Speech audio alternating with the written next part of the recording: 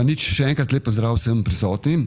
Nadaljevali bomo s predstavitvami filmov, tekmovalnih filmov 3. dne 28. festivala slovenskega filma.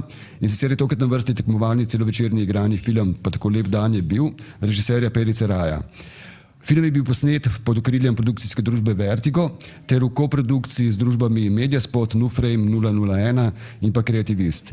Z mano so Perica Raja, režiser in scenarist filma, Ula Furlan, nastopajoča, Jure Moškon, montažer in čisto na koncu je pa še Zala Opara, producentka oziroma sodelujoča iz produkcije pri filmu.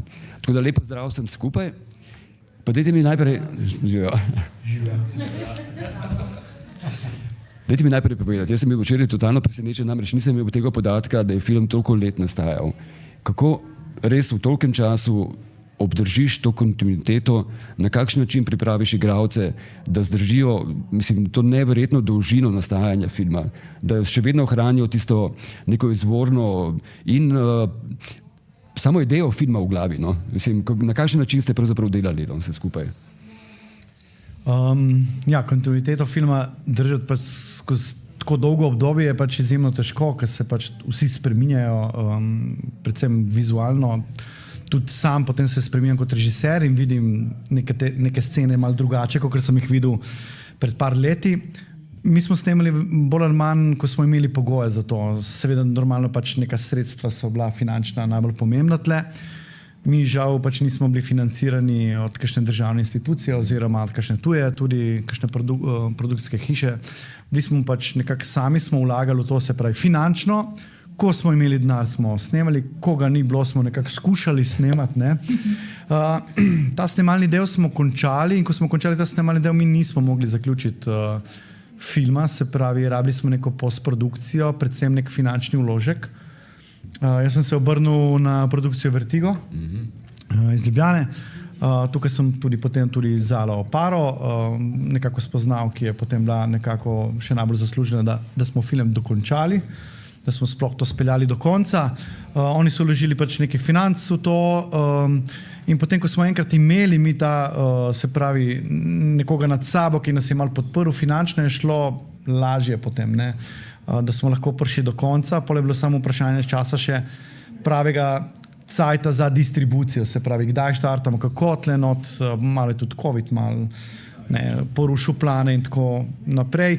Je pa bilo izredno težko dobiti zame kot režiserja igralce, ker so igralci precej v gledališču, na vajah, na drugih projektih, ki so dobro plačani, ne. In potem se ti to zgodi, da lahko snemaš recimo samo 3-4 snemalne dni, recimo imaš na poletje, ne. Film se odvije v enem dnevu poletnemu, ne. Tako da sem moral čakati naslednje leto.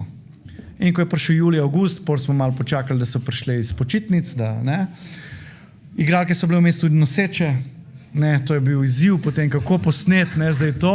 V 10 letih se nam je zgodilo 10 let življenja. Tako da so se revali otroci še zraven, ne. Kakor malo šali, malo zares pravimo, ne. Ena od igralk je obez zamenjala tudi po 3-4 fante, ne. Samo jaz sem ostal v teh 10 letih, ne. No, pač šalo na stran, ratal nam je nekako priti do konca za ta snemalni del, to je bil najprej cilj sploh nas vseh, ker to ni bil več zdaj sam film, režiser, igralci, ampak je bil že tako prepleten ta odnos, da smo že vmes ratali v tem času frendi, prijatelji, ne, in da smo si rekli pač, da to treba zaključiti. To te drži. Jaz mislim, da te drži navezanost na Perico, ne samo kot na režiserja, ampak na nekega entuzijastičnega, morda na robu mejnega prijatelja, ki ima toliko zagona in energije in nekega strasti in karizme, ki te potem zagrabi za roko in te vsakič pelje nazaj noter v ta ustvarjalni proces. Mislim, da si se tudi ti s tem filmom razvijal in da smo v bistvu skupaj odpirali nekako poti, kam lahko ta film sploh gre in kaj lahko ponudi in kaj lahko odstre. In v bistvu bolj kot smo se spoznavali in spoznavali, bolj smo vedeli, kam film hočemo pripeljati. Zato je verjetno tudi znotraj parih let kakšna stvar odpadla, ker ni več imela smisla in se je nekako razjasnjevala ta rdeča nit, kam bi zdaj želeli iti proti cilju. Ampak ja, zagotovo brez te navihanosti in nekega upanja v to, da se bo vedno tako išlo, kot je prav in se mora. Če Perica tako ne bi razmišljal, jaz mislim, da bi marsikdo od nas že zdavnaj obupal. Ampak tudi to se v 10-12 letih ni spremenilo. Perica, če greš zdaj z njim na kavo, ima napisano že 2 in 3, pa en mini nov trailer, tako da jaz se že zmatrana v teh 15 minut, ker smo tam od zunaj sedeli, ker ne vem, kako bom prišla do svojega 50. leta. Ampak super je. No, se mi zdi, da je malo takih ustvarjalcev, ki res imajo ta neusahljiv zagon in ne zmanjka te otroške na nek način radovednosti in zaupanja v to, da imamo še kaj zapovedati. No, sem včeraj hotel reči tudi, no, mislim, res me je presenetilo ta predanost projektu, ker tega pač, mislim, redko kdaj vidiš na ta način, da se res skozi toliko let vleče projekt, da še vedno ustrajate in to se mi je zdelo neverjetno, no, mislim, malo si že odgovorila, zakaj ste to delali na ta način, ampak Perica, tudi ti mogoče, no, kaj te je v bistvu tako prepričalo pri tej ideji za ta film, kaj je bilo tisto, kar si res verjel? Da bo naredil, da bo uspel, da imaš res izjemno igralsko, mislim pač zasedbo, s katero delaš? Se dobro vprašanje. Jaz mislim, da sem itak že po naravi malo trmast, da se mi ful prav zdi, da nekaj zaključiš, če začneš. To mi je neko prvo vodilo. Drugo pa je, da mi je malo šlo na živce, čisto odkrito, da sem si neke stvari zamislil, ampak mogoče sem bil še malo zelen režiser, pač sem stopil, kot sem rekel, malo prevelike čevlje in sem potem to zmontiral recimo doma in to ni izgledalo tako, kot sem hotel. Ne. Če se spomnim na Stanley Kubricka, ki je rekel, ko so ga vprašali enkrat, kaj on hoče pri filmu, on je rekel, jaz nikoli nisem vedel točno, kaj hočem, ampak jaz sem sam vedel, kaj nočem in kaj mi ne štima. Ne. Jaz sem se tle zelo prepoznal. Ne. Pol nekako, ko smo to rasli z leti, pa predvsem z Juretom Moškonom, ki je pač nek montažer, ki ima že toliko nekaj 10 celovečernih filmov, se pravi, da to spravil v red, sem jaz, kot sem v lih prej rekel na kavi, da se spomnim dneva, ko sem se pogovarjal s Katarino Čas in sem ji rekel po telefonu, Kata, tole zgleda kot film. Ne, se pravi, on je znal ta material nekako tako zmontirati, se pravi, da je to lepo teklo, da so dialogi lepo tekli, ne, in to je meni dalo zagon, da sem si rekel, ok, očitno imam neko vizijo, ki lahko uresničim, samo moram imeti pa neke ljudi okoli sebe, ki obvladajo pač svojo profesijo. Ne. In to me najbolj tako recimo do konca privleklo, da sem si rekel, jaz bi pa rad naredil en thriller, tako kot ga pač v Sloveniji še nimamo z nekimi ženskami v glavnih vlogah, ne. Da bi mogoče tudi jaz malo prispeval k temu filmskemu oposu slovenskemu, tudi malo žanrskega filma, ne, se pravi. To je še ena stvar pri filmu, ki me je zelo presenetila, namreč kako si zasedal vloge. Pri vsaki igralki si poudaril prav tisto, kar je pač njeno, se mi zdi. No? Pač ali neka nežnost, ali neka karizma, ki jo ima, ali pač neka ostrina, ki jo nosi v sebi. Pa me zanima, kako ste, a se mu da poskušali s kakšnimi menjavami vlog, da bi kakšen prevzela kakšno drugo vlogo, ali ste več ali manj od začetka furali te iste vloge, vsaka ima svojo pač. No? Čisto od začetka so bile, vsaka je imela tako neko svojo vlogo. Jaz sem mogoče malo izhajal tudi iz tega, kakšni so oni v resnici po naravi. Ne? Stino Vrbnjak, ki ima mogoče malo najbolj tak neki stopajoč karakter po nekih zafrkancijah, pa po neki sarkazmu, ne? Samoironičnosti. Ona je taka tudi v resnici. Ne? Katarina Tašna, kot je na filmu, je tudi taka, pa Ula, pa Nina. Nekako sem mislil, da so jim te vloge nekako najbolj pisane na kožo. Ne? Tako da bi se je bilo potem malo lažje tudi sestavljati dialoge, gestikulacijo sem zelo hitro nekako ugotovil, kaj mi katera igralka lahko da. In sploh sem pač samo do konca na podlagi tega tudi pisal dialoge oziroma prirejal scenarij. Koliko se je spreminjal, recimo, sam scenarij tekom snemanja? Glede na to, da koliko časa nastajajo, verjetno so bile kakšne spremembe, ne? Ogromno. Če lahko tudi jaz uskočim. Jaz sem prišel v bistvu oni so začeli snemati leta 2012, 2017 je prišel na Vertigo, se pravi, da so mogoče dosti hitro sestavili neko prvo verzijo iz obstoječega materiala in potem si začel proces predelave. Ne? In se rekel, to manjka, oni začeli dosnemavati. V tej fazi, ne, tudi na to prej z izkušnjami, ki je govoril, je bilo tako. Ne. Prve stvari, ko smo montirali, je meni Perica govoril, to mora hitreje. Sem rekel, čakaj, to niso video spoti. Ne. On je prej prišel iz sveta video spotov in zelo velikih je naredil. Ne. In sem ga mogel v bistvu, za razliko od drugih režiserjev, ki že imajo neke izkušnje, s katerimi delam in o nekih drugih stvarih govoriš in delaš, sem pri njemu mogel to fazo dati čez, da je malo začutil ta filmski, ne. Ampak kar je pa zelo dobro pri Perici, da zelo hitro dojema. Ne. On je v roku pol leta dojel, je prišel, zdaj vidim.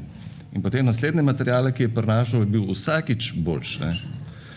Tako da na koncu, ko smo pol razvijali, bi sem popravljali, je tukaj začel bolj snemati, da sem rekel, pazi, ne smeš preveč dobro začeti snemati, ker bojo te scene, izstopile. Ja, ne, in potem so une stare scene, ne, se pravi, bi pol cel film mogel nov posnet, ne. Posebej ga. Tako da... To je tak film, ko v bistvu na ravni montaže lahko veliko ga spremeniš. Lahko v bistvu z enim premikom nekega določene sekvence, pač nekega prizora, začetka na konec, ogromno spremeniš. Jaz moram tudi reči, da je to mogoče film, igrani film, v katerem sem najbolj premetaval scene, od katerega koli. Ker pri igranjih dobiš več ali manj zaporedje, pa vržeš eno ven, eno not, eno malo dve scene naprej, nazaj, pa še to ne pri večini filmov, tukaj je šlo pa za popolno reorganizacijo. Ne. V bistvu več ali manj je bilo vse samo dnevno, ti zahod sonca in potem večerno in med njimi so dobro, ne bom rekel, zdaj spet čist, ampak zelo premetane sekvence. Ne. Ampak jaz, ko se je pojavila še ta hčerka, pač te familije Hribovske, me je totalno presenetilo. Od kdaj se ona pravzaprav pojavi že v filmu? Ali ne vem, ali sem zgrešil, jaz nisem opazil vsega. Ta tretja oseba pač iz te Hribovske družine. Ribnjak, Barbara. Barbara. Ja. Ja. Mislim, skozi je del družine. Ko pride Nina na prvič avto pripelje na servis, tam, kjer starina se pojavi prvič, je tudi ona. Nina najprej njo, mislim, Trina v filmu, pokliče in ona ne reagira, ne, ker ne govori, mislim, jo ne sliši. Ne. Ja, ona je bila to, sem bila skrbtom obrnjena, ne? A ni bila?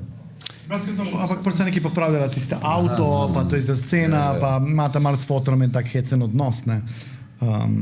Ampak ja, par scenah je bila notri, nadaljevanje, praktično Lebdan je bil precej sloni v bistvu, tudi na njenem karakterju in tudi na Lovčevi tebi družini. Imeli mi karakterje, tudi en vodovodar je bil, pa en kup karakterjev je bilo v tem filmu. To se neverjetno izčistili, no. Zadeva, mislim, je res kompaktna in stoji, no.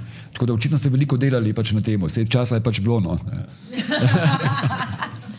Res je, se mi zdi, da ste vidva res lepo sobivala v tem ustvarjalnem dialogu. Smo prišli pa tudi že do te točke, ko sem jaz rekel, lej, ta film več ne morem montirati, ker ga že 7 let gledam, to, kad sem gledal in več ne veš, ne, nimaš več občutka, ali nekaj je v redu, ni v redu, kako obrniti in kaj. In tu sem tudi Zali pol rekel, ker ona še, pa dajmo še to, sem rekel, lej, jaz več ne morem. Enostavno. Zasitiš se. Ne vidiš več, ne. Ampak kljub temu. Ampak kljub temu smo. Ja, v bistvu smo, mi smo v bistvu, ne vem sploh kaj je bilo, 2022, sva šla s Perico na When East Meets West v Trst, na delavnico First Cut Plus, na katerem smo pač potem tudi s pomočjo nekih mednarodnih strokovnjakov komentirali film in smo v bistvu ugotovili, kje je problem, kako v bistvu narediti ta film še bolj kompakten, no, s čimer smo pol sicer odlašali do zadnjega trenutka, ampak kljub temu smo potem film, mislim, tukaj kolegi so ga zaključili, tako da je pač v tej obliki, ko ga poznamo danes. Jaz smo kar direktno zdaj. Danes je očitno strašil, se je umaknil in je tebe potisnil naprej. Ampak tebe je pa očitno film prepričal. Mislim, da je bilo, danes se ni umaknil, pač ni, on je vseeno Vertigo je pristopil tako v tem čist postprodukcijskem procesu in je bilo nekako, mogoče smo pričakovali, da bo ekipa, tako kot je film pripeljala do tiste točke, potem tudi peljala naprej, ampak je s časom postalo jasno, da rabijo vseeno malček več podpore, čist nekako bolj tudi tako usmerjanja v smislu, kam iti zgodbo in tako. Mislim, vseeno tak časa je trajal ta proces in potem, kadar vidiš film tolikokrat, ne, ko ga gledaš 7 let, mogoče tudi izgubiš pol to zares percepcijo, da si sposoben oceniti pač kako iti naprej, kako zdaj zaključiti to stvar, kako narediti tisti ključen naslednji korak in tukaj je potem pač prišla naša podpora in moja v smislu pač tega, da smo dejansko film zaključili, tako da je prišel na plat na koncu koncev. Ampak kdaj si se točno vključila v sam proces? Je bilo Perica? Jaz se z Jonatom sem montirala in pole prišla ena punca notri in pole malo gledala in jaz sem jo vprašal, a ti dela ta začetek filma? Pa ona tako pogledala pa reka, ja, tako malo neki na pol, no to je bila Zala.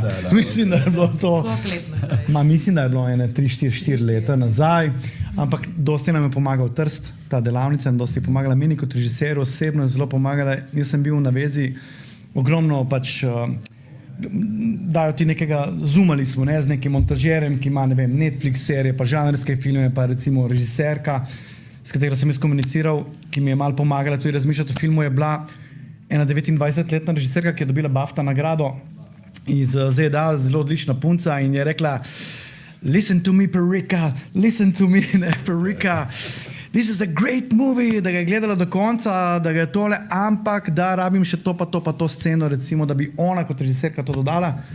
Potem sem jaz malo razmišljal, nekaj sem vzel, nekaj ne, ampak recimo mi je vsaj pomagala malo pogled, malo to dramaturgijo, ne, da mi je nekaj svetovala, neke zadeve, ki so meni osebno kot režiseru zelo koristile. Potem smo imeli še malo kako promocijo imeti, kako oglaševalsko, kako glasba, recimo glasba je zelo pomembna, jaz kot režiser sem moral paziti, kaj je horror glasba, kaj je thriller glasba. Ne? Predvsem pri thrillerju so te build-up scene, se pravi, ki so napete, ki je suspenski, gledalec nekaj ve, kar glavni igralec ne ve. Ne? To je ta zadnja scena, recimo, ki je manjca v bajti, ki gledalec ve, da ni sama, ne? Ona pa pač misli, da je sama in potem je ta igra mačke miši. Ne? To so te tako imenovane build-up scene, ki jih imam zelo rad. Ne? In tukaj je zelo pomembna glasba, ki zelo hitro lahko gre v horror. To je ta varianta, ki pravi Zala, lahko mogoče malo več pove, ki smo mi imeli težavo, kako pozicionirati film. Ja, v bistvu pač tukaj čist iz tega, pač na eni točki smo prišli do vprašanja, kako bomo pozicionirali film na trg, ne? Zaradi tega, ker pač tukaj smo, ker je žanrski film, je res tako specifično določeno, ali je thriller, ali je horror. Ja, mislim, zaradi tega, ker to je pač potem neka nišna publika, ko najprej, mislim, en problem je v tem, da v Sloveniji ni zares definirana, pač Slovenija že paše v nekako v to publiko, ko nimamo mi nekega svojega distinktivnega načina, kako narekujemo gledalce, ne? Ampak si sposojamo ameriški princip, torej imamo ameriške posterje, ful na ameriški način v glavnem komuniciramo s potencialnimi gledalci. Ne?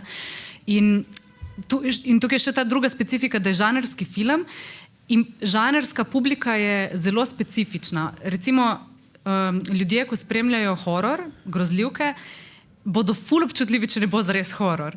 In isto pač tisti, ko hočejo ali pa pričakujejo thriller, je pa horor že preveč, bi šli že čez tisto linijo. Ne? Tako da mi smo na ta račun v bistvu tudi vrgli ene par res lepih scen ven iz filma, ampak smo jih mogli. Pač je bil prav ta trenutek Kill Your Darlings, mogli smo nekako prilagoditi film in ga pravilno umestiti. Seveda, ne. To je bilo tudi pomembno za kinodvorane. Sam še to povem. To je bilo pomembno predvsej za kinodvorane, ker mi, ko smo štartali te neke publike, da bi gledali žanrske filme, thriller tle v Sloveniji, kot pravi Zala, ni še toliko razvita. Ne? Pred nami je bil Burger za film opazovanjem, ki sem ga jaz pogledal in mi je štimal vse, in dramaturško, in predvsem tehnično vse. Ne? In mi smo štartali takoj za njim. Ne? In pol smo si mislili, ok, mi bi bili zadovoljni s par nekaj 100 gledalcev, ki pač pri nas ni. Ampak smo pa si rekli, prav, gremo raje v thriller, da mogoče lahko pritegnemo kakšnega gledalca tudi več. Pa tudi ni bil cilj filma, da prestrašimo gledalca, ampak da gledalca naredimo, da mu je napet film, da ga zainteresira, kako bo končal film. Ne? In tako smo potem priredili praktično celo tržno strategijo na ta psihološki thriller, da smo lahko malo zajeli potem tudi malo širšo publiko. Ne? Jaz sem hotel s tem, da v prvem materiale, ko sem dobil, je bil to horor, ne? Ker od začetka je že neka scena z Nino Ivanišin, ki ima vampirske oči, ne? In Paul Hot, in se rekel, čakaj, kje pa tu zdaj v tej zgodbi? Ne, tega več ni v filmu, to je bila ona prva verzija. Se pravi, oni izhajajo iz hororja in potem začel spreminjati v thriller in skozi do konca montaže neki horor ostajal noter. Ne? In tu smo mogli v tem, ker je prej Zala govorila, ven eliminirati še te neke horor scene, ki so ostale. Ne? Zametke. Lepe zametke. Tako da to je res tak poseben način dela filma in neprimerljiv. Poseben, ampak uspešen. Nič, jaz bi vprašal, če je kakšno vprašanje, namreč smo že malo preko določenega termina. Bi bilo? Očitno ne. Nič, jaz se vam res najlepše zahvaljujem. No, mislim, Jaz bi samo nekaj še povedala, ja, če lahko. seveda, absolutno. V glavnem, ful pomembna informacija, film po enem seveda, letu Seveda. ponovno prihaja v slovenski kino, v Odisejo 4. decembra. Hvala. Če se lahko še jaz samo zahvalim Filmskemu slovenskem festivalu, da je sploh povabil neodvisni film in celo v tekmovalni program in celo v auditorij Portorož glavno dvorano, da je to dokaz, da v bistvu lahko tudi neodvisni filmarji se uvrstijo na nacionalni festival in tudi v tekmovalni program. Tako da mi smo bili zelo veseli, no, da ste nas povabili tukaj. Film se je očitno zaslužil, sicer ne bi prišel. Najbrž, ja. Hvala. Čestitke vse. Ja. Hvala lepa.